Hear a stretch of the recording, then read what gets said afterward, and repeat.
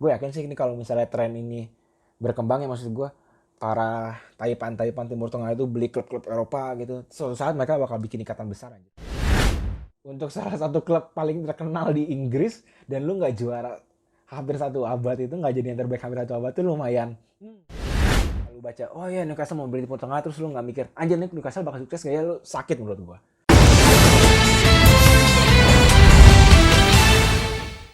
Halo, balik lagi di Super Soccer Podcast. Sekarang kita masuk episode 8 untuk menemani kalian semua. Ngomong-ngomong, gimana kabarnya? Semoga baik-baik aja di rumah. Di tengah pandemi yang menyulitkan, bukan menyulitkan sih, tapi membuat kita tidak bisa hidup seperti yang kita jalani gitu dalam bertahun-tahun terakhir, berapapun umur kalian. Tapi yang penting adalah semoga kalian, keluarga kalian, saudara kalian, teman-teman kalian sehat semua. Ya sejujurnya memang ya ini udah mulai berasa sih ya, karena gue sendiri udah 1 bulan menjalani karantina gitu. Walaupun sesekali keluar ke Indomaret, ke minimarket maksudnya, tapi tetap aja nggak bisa kumpul dengan teman-teman, itu sangat berasa sih. Nggak bisa bersosialisasi, itu sangat berasa lah gitu pokoknya. Tapi yang penting spirit harus dijaga, kesehatan harus dijaga, dan gue di sini akan menemani kalian untuk membahas apa sih yang terjadi seputar Premier League selama 1 pekan terakhir. Oke, yang pertama adalah meninggalnya Norman Hunter. Karena baru pekan lalu ya kita bahas Leeds United. Memang si Hunter ini bukan eranya yang Premier League gitu, tapi dia merupakan salah satu bagian dari kesuksesan Leeds di tahun 60-an 70-an. Ya, meninggal ini si Hunter ini meninggal dunia di usia 76 tahun karena COVID-19. Nah, buat kalian yang nggak tahu, Hunter ini adalah salah satu pemain binaan asli Akademi Leeds yang merupakan bagian dari skuad legendaris Don Revie bersama Bremner dan Johnny Giles. Dan bersama timnas Inggris pun dia juga sukses gitu. Dia menjuarai Piala Dunia 1966. Dan pasti kehilangan pemain sepak bola atau siapapun yang, ya sebenarnya siapapun sih, cuman terutamanya kan dalam konteks kita berbicara tentang sepak bola, apalagi gara-gara COVID-19 ini, tentu sangat menyedihkan ya. Setelah sebelumnya juga ada ibunda dari Guardiola. Nah, tentang Premier League sendiri sekarang. Jadi gue punya dua kabar nih. Satu kabar baik dan kabar buruk tentang Premier League. Jadi kemarin klub-klub Premier League itu kembali melakukan rapat. Ini rapat yang ketiga kalau nggak salah. Nah, kabar baiknya adalah setelah pertemuan kedua itu pekan lalu menghasilkan kesepakatan bahwa kompetisi ditunda hingga waktu ditentukan. Sekarang mereka sepakat bahwa kompetisi harus berakhir sebelum 30 Juni. Kabar buruknya, kita masih nggak tahu gimana cara nyelesainnya. Mereka masih belum menemukan konklusi, oh cara Premier League selesai itu begini. Ya belum tahu. Jadi sebenarnya masih ya sama aja gitu. Kita masih ngawang-ngawang ini. Masih semua bingung gitu. Apakah bisa dimainkan di pintu tanpa penonton? Karena yang paling penting adalah mereka mendapatkan izin dari pemerintah setempat gitu. Sama lah kayak izin keramaian gitu kalau di Indonesia. Kalau misalnya itu udah dapat lampu hijau, mungkin bakal lebih jelas bahwa gimana nih cara untuk menyelesaikan, tapi sampai sekarang kan masih belum ada. Nah, bagaimanapun juga tanggal 30 Juni itu adalah sesuai dengan ketentuan UEFA gitu. Jadi kalau kompetisi nggak kelar 30 Juni, ada kemungkinan klub-klubnya nggak bisa main di Liga Champion. Dan hal lainnya yang membuat tanggal itu menjadi penting adalah berhubungan dengan rata-rata masa berakhirnya kontrak pemain. Karena di Premier League sendiri total ada 57 pemain yang kontraknya akan berakhir pada musim panas dan belum diperpanjang. Di antaranya itu adalah Pedro, Giroud, Willian, Caballero, itu dari Chelsea ya. Terus kalau misalnya Leicester tuh ada 2 bintang yang pasti juara, Wes Morgan dan Christian Fuchs. Itu juga belum diperpanjang. Sedangkan Liverpool ada Adam Lallana. City itu ada Claudio Bravo dan David Silva. Kalau Silva memang kebetulan udah menyatakan bahwa dia akan hengkang dari City ya. Lalu kalau di Tottenham ada Jan Vertonghen. Nah, selain pemain-pemain yang kontraknya akan habis ini, tentu transfer juga mulai panas nih gitu. Karena mulai banyak yang ternyata bergerak di balik layar untuk mendapatkan pemainnya, dan salah satu klub yang diberitakan paling gencar bergerak adalah Manchester. Jadi kabarnya Jadon Sancho dan Jack Grealish tuh udah sepakat untuk bergabung dengan United secara personal. Sisanya adalah tinggal negosiasi sama klub masing-masing, berapa harganya, bla bla bla segala macam itulah ya. Sebenarnya nggak aneh sih karena United tuh jadi paling sering diomongin. Kenapa? Karena secara finansial mereka stabil dan memang setelah bursa transfer musim dingin yang kemarin itu terbilang sukses ya dengan mendatangkan Bruno Fernandes dan Benjamin Donijalo tuh mereka berada dalam ibaratnya situasinya itu lagi baik lah gitu. Dan ditambah kekuatan finansial yang bagus, tentu mereka bisa nih bergerak mulai dari sekarang, mulai cari incarannya walaupun musim mendatang pun belum jelas gitu gimana kelanjutannya.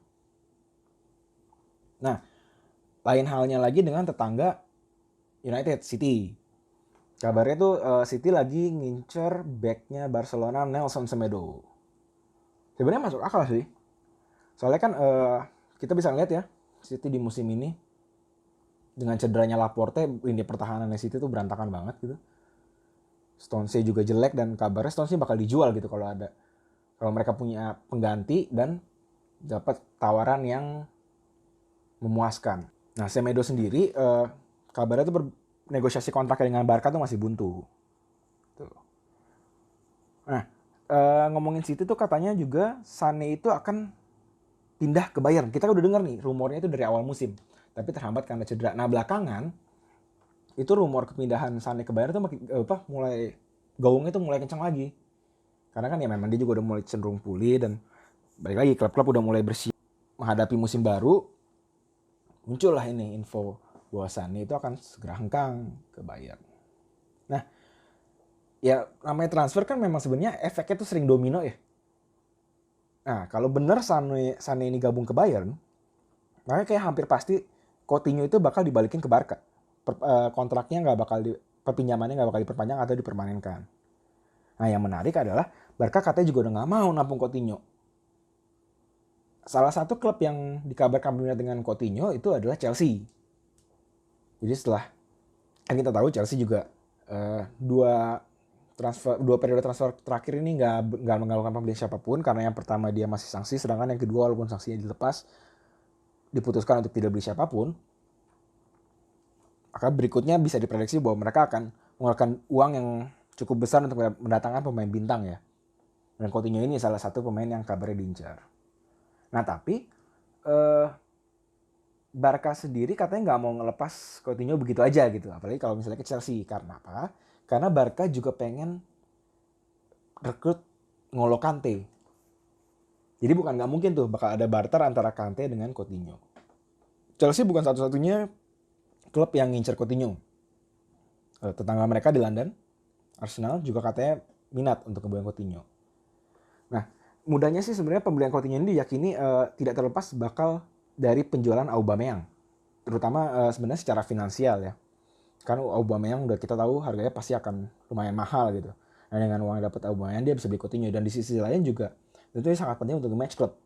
Kalau Aubameyang pindah, mereka butuh satu bintang baru yang bisa dijual gitu oleh Arsenal. Dan Coutinho menurut gue pribadi juga sebenarnya bukan pilihan yang buruk sih. Nah, ada satu kabar lagi dari London. Harry Kane.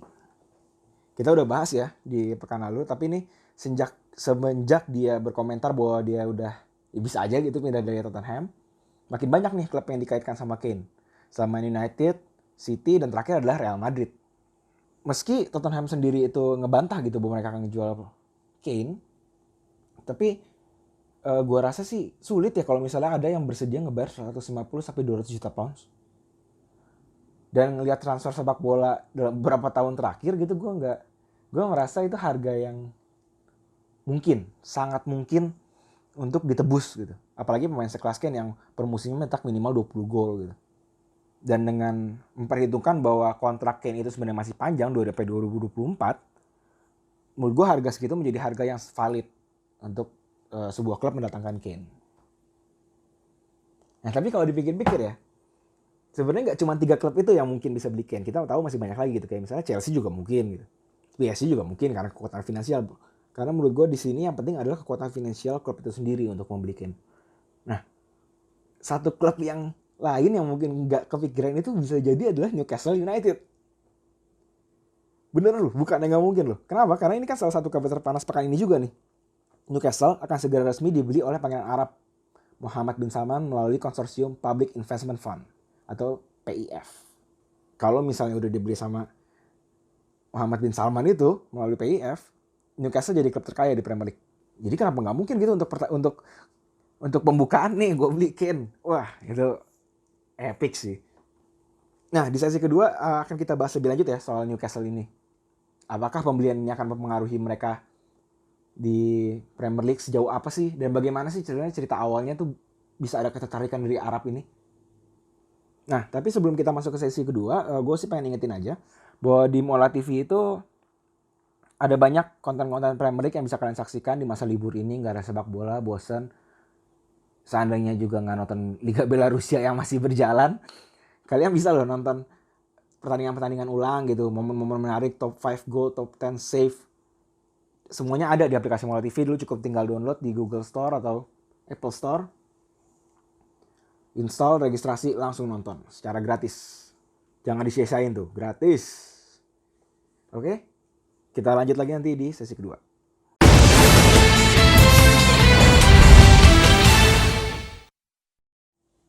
Oke, kembali lagi di Super Soccer Podcast episode 8. Iya, ngomong-ngomong gue tadi lupa di awal memperkenalkan diri. Tapi gue harap kalian semua mendengar udah ingat siapa gue Evans. Di segmen kedua ini, sekarang kita akan bahas Newcastle. Apakah kita akan memasuki era baru kejayaan Newcastle United? Newcastle ini siap menjadi anggota terbaru keluarga besar klub Eropa milik Timur Tengah. Gue yakin sih ini kalau misalnya tren ini berkembang ya, maksud gue para taipan Timur Tengah itu beli klub-klub Eropa gitu. Suatu saat mereka bakal bikin ikatan besar anjir. Fix itu. Ikatan besar terus kalau ngobrol-ngobrol saling bercanda ngatain klub satu klub sama yang lain. Kayak penggemar bola biasa tapi mereka juga pemilik klub itu. Kebayang gak sih lo? Nah, jadi saat ini tuh dokumen-dokumen pergantian kepemilikan itu lagi diperiksa oleh pihak yang berwenang dari Premier League. Dan jika dokumen ini mendapat lampu hijau, maka otomatis kepemilikan Mike Ashley atas Newcastle selama 13 tahun terakhir akan berakhir. Nah sebenarnya sih penjualan ini nggak sepenuhnya mengejutkan ya, maksud gue. Beberapa kali pun sempat ada isu bahwa Mike Ashley akan ngejual Newcastle gitu. Tapi belum pernah ada progres yang sejauh ini. Nah, sebenarnya juga melihat bahwa Newcastle menjadi klub Premier League pertama yang melakukan skema furlough di tengah pandemi COVID-19. Jadi untuk yang lagi, jadi skema itu adalah menggunakan uang dari pemerintah untuk membayar 70%, 80% gaji dari pegawainya. Jadi pegawai dirumahkan dan yang bayar adalah pemerintah gitu. Tapi menurut gue ini menggambarkan bahwa keadaan finansial Newcastle itu memang sedang tidak baik-baik saja gitu. Karena mereka butuh. Lu klub Premier League, tapi lu butuh bantuan dari pemerintah untuk ngebayar staff lu sendiri. Itu menurut gue udah salah satu hal yang mengkhawatirkan sih. Makanya kemarin ketika Liverpool hampir mengambil kebijakan yang serupa, itu dapat kecaman keras gitu. Karena kan ya, lu klub Premier League coy, walaupun memang mungkin kekayaan lu berdasarkan aset ya, tapi lu tetap mempunyai kemampuan finansial yang di atas rata-rata gitu. Nah, balik lagi ke Newcastle. Jadi sebenarnya itu negosiasi penjualan Newcastle ini sebenarnya udah berjalan sama 12 terakhir. Namanya Proyek Zebra. Kenapa Proyek Zebra ya? Itu udah bisa tebak lah karena seragamnya Newcastle kan ya. Hitam putih. Walaupun logonya bukan zebra sih. Ya pokoknya apapun itu. Jadi awalnya tuh Mike Ashley baru pengen ngejual Newcastle harga 340 juta pound. Tapi terakhirnya katanya yang disepakati adalah 300 juta pound. Nah, dari 300 juta pound ini kepemilikan itu nanti akan dibagi-bagi. 80% saham dimiliki oleh PIF yang salah satu anggotanya adalah Yang Mulia Pangeran bin Salman. 10% itu dimiliki oleh miliarder, seorang developer gitu, kakak beradik David dan Simon Reuben. Dan 10% sisanya juga oleh pengusaha lain bernama Amadeus Staveley. Nah, Staveley ini merupakan figur penting yang menjadi penghubung antara PIF dengan Mike Ashley. Jadi dia yang negosiasi itu. Nah, Kalau lu rajin baca gitu soal sepak bola Premier League, soal industrinya ya terutama, Stephen ini sebenarnya bukan wajah baru gitu. Dia itu terlibat dalam pembelian Man City oleh Sheikh Mansour dari Taksin pada tahun 2009. Di tahun yang sama juga, ia sempat berusaha membeli Liverpool dari Fenway Sports Group ya. Makanya sebenarnya orang tuh nggak kaget bahwa ketika dia ini pengen beli Newcastle, apalagi sebenarnya juga 2 tahun lalu kalau nggak salah. Dia tuh sempat negosiasi beli Newcastle, cuma ditolak sama Ashley. Nah, yang tentu menjadi bahasan, apa bukan bahasan ya, yang menjadi menarik untuk dibahas adalah apakah kehadiran investor dari Timur Tengah ini bakal membuat Newcastle menjadi salah satu kekuatan elit dunia. Apakah Big Six-nya Inggris akan menjadi Seven? Sebenarnya kan konsep Big Six ini menarik ya. Ini kan kita bukan membicarakan klub-klub yang apa ya, bukan klub yang mendapatkan jatah ke Eropa doang gitu, karena kan kita tahu jatahnya sebenarnya cuma 5 ya. 5 lah kalau melalui liga gitu, melalui klasemen Premier League sebenarnya cuma 5, 4 untuk Champions League dan peringkat 5 lolos ke Liga Eropa. Nah, tapi kan Big Six ini lebih ke klub-klub yang memang mapan dan dianggap lah, dilihat gitu, mampu konsisten menempati 6 besar. City, United, Arsenal, Chelsea, Tottenham, sama Liverpool. Tapi kalau lu lihat musim ini gitu, musim inilah menurut gue Big Six ini sudah tidak relevan lagi gitu, karena lu melihat di situ bisa ada Leicester City, di situ bisa ada Wolverhampton, juga ada Sheffield United, Tottenham sama Arsenal tercecer di bawah.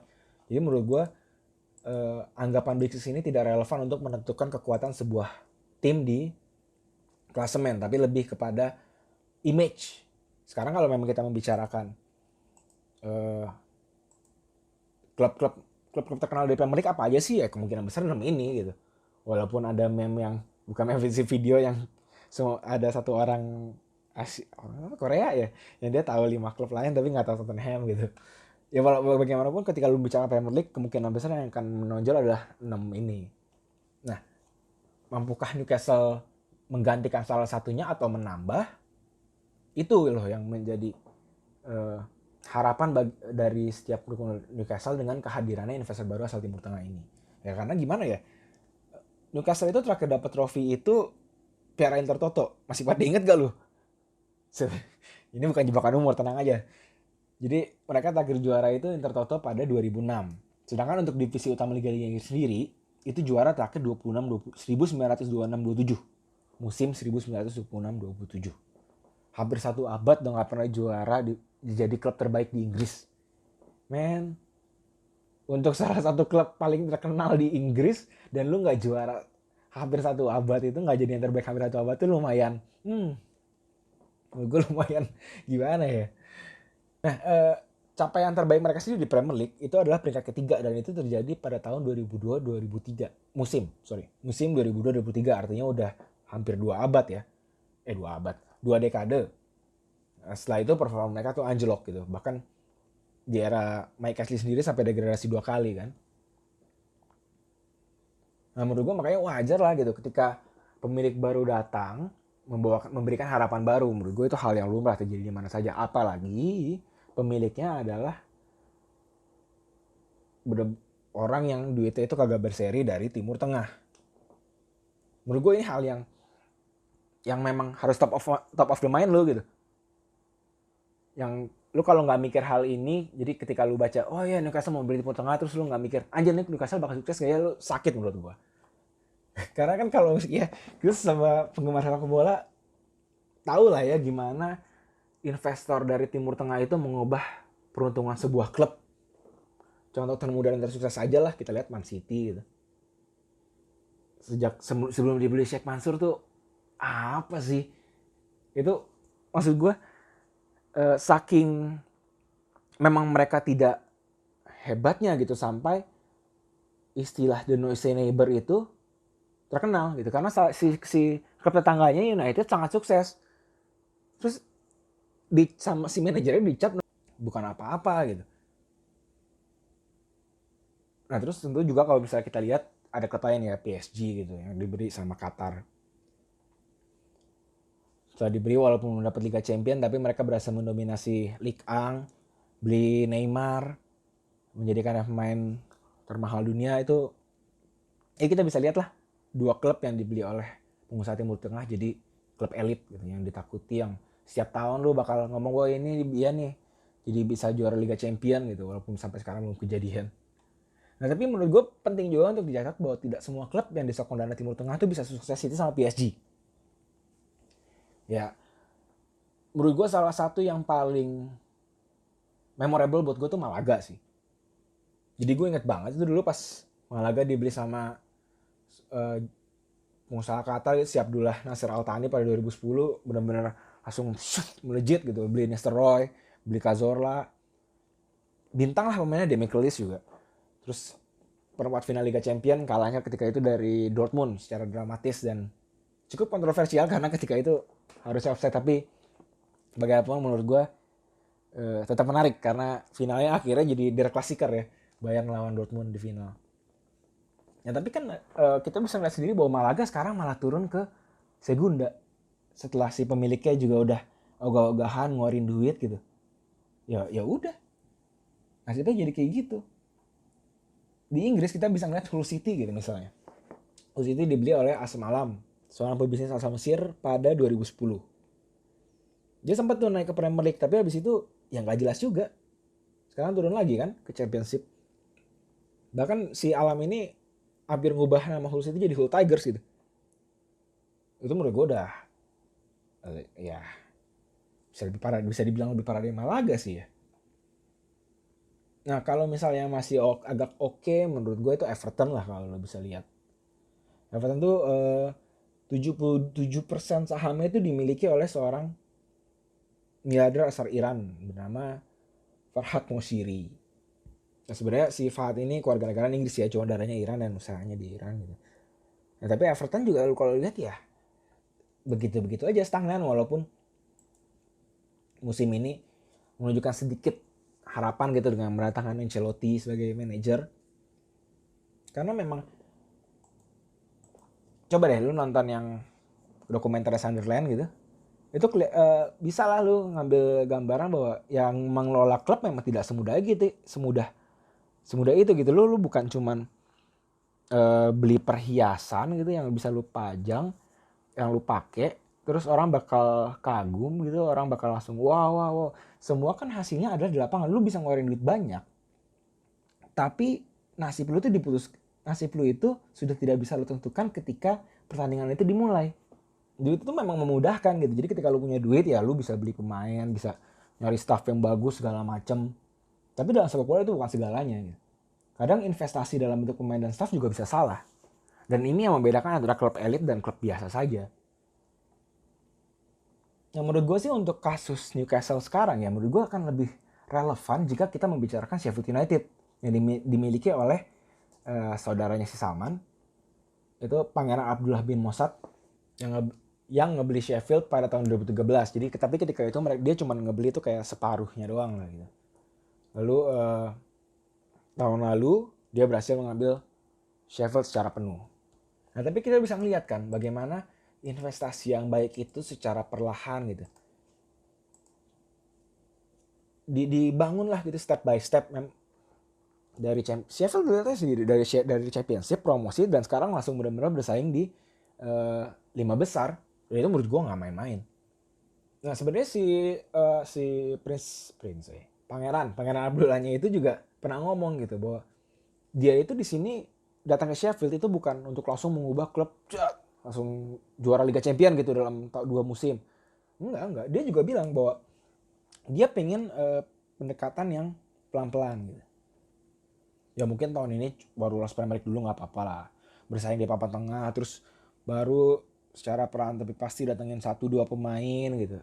Akhirnya bisa di papan atas. Dan kalau kita ingat juga City kan nggak langsung jago gitu ketika pas dibeli Sheikh Mansur.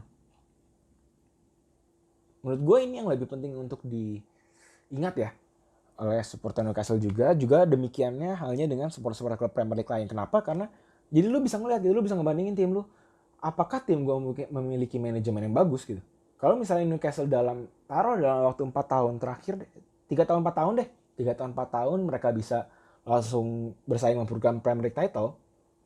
Nah, itu menurut gue ada yang salah dengan tim lu gitu. Apalagi kalau misalnya tim lu langsung terjerembab gitu ke di luar 5 besar. Pokoknya satu yang pasti adalah peta kekuatan Premier League akan berubah. Nah, sejauh mana itu yang menurut gue harus kita tunggu. Oke, sampai sini aja ya menurut gue podcast menurut gue. Oke, sampai sini aja gitu podcast episode 8. Podcast Super Soccer episode 8. Gue akan ingetin lagi, jangan lupa untuk kalian yang bosan di rumah gitu, mencari kesibukan, kalian bisa selain berolahraga, selain mungkin ngebersihin rumah juga. Gue kemarin baru bersihin kamar ini. Lu bisa nonton pertandingan-pertandingan klasik di Premier League. Bukan pertandingan doang gitu, lu juga bisa lihat program-program lain yang sudah dikompil oleh Premier League. Semuanya gratis di Mola TV, tinggal download di App Store atau di Google Play Store. Download, registrasi, langsung nonton secara gratis. Dan jangan lupa juga follow media sosial kita Super Soccer, My Super Soccer, ada di Facebook, ada di Instagram, ada di Twitter, dan tentunya ada juga di Spotify. Oke, sampai ketemu lagi minggu depan di Super Soccer Podcast. Selamat menjalani kehidupan kalian selama sepekan ke depan. Ketika nanti kita ketemu lagi, semoga kalian tetap dalam kondisi yang sehat dan baik-baik saja. Gue Evan, terima kasih.